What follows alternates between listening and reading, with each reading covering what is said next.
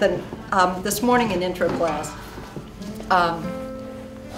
it was great because those guys, I come in day after day and they're like, oh, whatever, open computer, gaming, whatever, okay, maybe you don't, but, No. but the guys up top, they're like, yeah. oh God, she's talking again.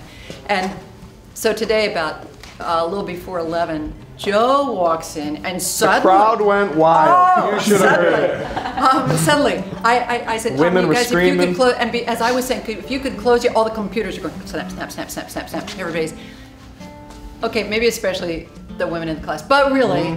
I'll believe And it. Ryan. I'm right. I snapped that After so we were fast. done insulting Ryan, which took a while because we had a lot of insults, but the cool thing was that I had a group in there that were just absolutely rapt. They were just kind of hanging on every word, and it was, and they were asking questions. They never asked me any questions, and at the end I said, it's always that fun thing of, okay, what would you say is the most important thing? What if you're going to sum up? And I always ask this if bringing somebody into that class, but why are you in the theater, or what is the single concept that you would want to say, this is where I am in the theater, this is what I think is. And Joe was sitting there and he said, oh, that's a hard question, and then he just kind of went, honesty. And it was, and you could have just heard a hint, but it was so cool because it was like, that's kind of, isn't that the whole thing of what we've been working on here? It just seems like with these characters, we talk about the relationships. We talk about you guys in these roles. Talking to Barbeau, walking in for the first time, tonight, knowing he's going to be doing this show, and it's like the one thing we've said is, don't try to create some character. Find yourself in these guys. Find yourself in these roles. Bring who you are. Well, one thing that's pretty cool here, I think, is that from the time we know what shows we're doing, we talk a lot. I've chatted with the designers, the kids who are managing the work on stage and off stage, and I've been in communication with a lot of different elements of this show for months and months, and so by the time we get to the rehearsal process, we had a pretty good idea where we were headed. Now you can say that and still you get a lot of surprises, and we've had some things we had to sort out technically because we were trying to do this. In terms of the acting, realism. I want the guys to walk off stage and know where they're going, come back on stage and know where they've been and what they've been up to and why they're on stage. And we've talked a lot about that, played a lot with, I wouldn't say like heavy method, but certainly creating a real place, a real time, real people. But in terms of the technical elements, I wanted them to almost disappear. I really want to see these men against the scope of a natural environment, but in a world that is not necessarily hospitable and doesn't really befriend them. They gotta need each other. Run a headset under there. Julina? She's down there. We're gonna have to run a headset under there. Under here? Yeah, I think you should have a headset. Can you just stomp a couple times? Sticks are there. All right. My favorite part is watching the show come together, like seeing it from the beginning in those very beginning stages of just the talks around the table and how do we want to do this, what do we want to do here, and seeing it come to be in this life form that's created, especially with the role that I get to take. I get to see it from the rehearsals on up through the tech aspects. It's build in the shops, it's rehearsals process out the actors, it's table meetings, and all that kind of stuff. And so seeing that whole thing come together. Get that camera away from me. The majority of the show is designed by our undergraduate students, and that is one of my greatest joys, is to see the undergraduate students develop up to that junior and senior level where they are doing design work here, and I become their support team. And that's one of the things I really like the best about being technical director. We had to walk 10 miles. Said we were here when we wasn't. Well, I had to send out the green team short 2 buckers. Won't be any good to go out now until after dinner.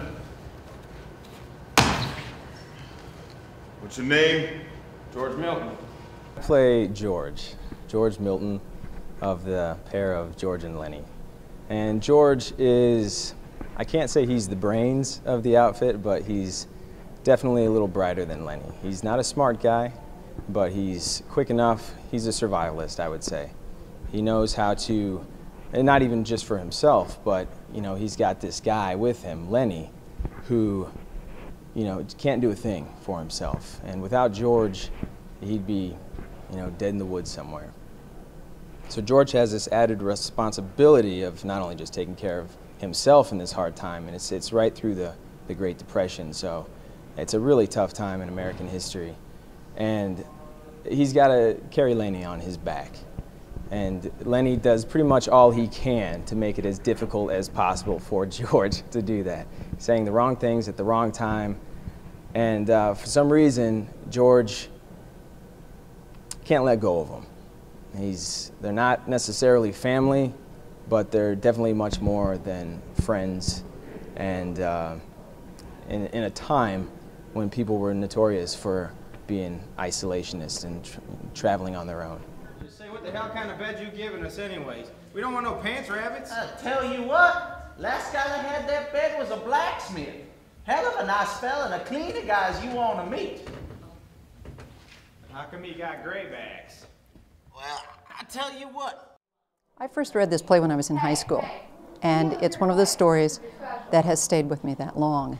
And I wouldn't say there are that many things in high school, maybe that I actually wanted to read, but that stuck with me the way this has. And last year when we were looking at shows to do, I pulled out this script and I was reading through it, and I just was struck by the relevancy. It is such a right piece for now. And I think right now, if you talk to any of the students, I mean, you can talk to Joe, who's our professional doing George, or you talk to any of the students who are working on any of these roles. You talk to Jelena or Dan or Dave or the kids that are downstairs and behind the scenes, and they're going to get this kind of distant look in their eye, and they're going to tell you that this has been one of the shows. It's kind of it's Steinbeck at his best, and I think it's one of those life-changing experiences. We're working on this script and talking to Joe about interpretation. It's such a beautiful it's such a beautiful piece, and you know you always say, oh well, yeah, it's a great play, it makes you laugh, makes you cry, but this thing, it's so beautifully structured. I mean, you go through that first scene and meet these two guys, and as you move through the story and see what happens to some of the characters, and then you roll through that act two, and you've chuckled with some of the jokes, and you've gotten to know this group so well, and you just go, that guy is like my dad, or this guy is like my brother, or this guy's like my best friend, and you know, you roll into that ending, and it's very powerful.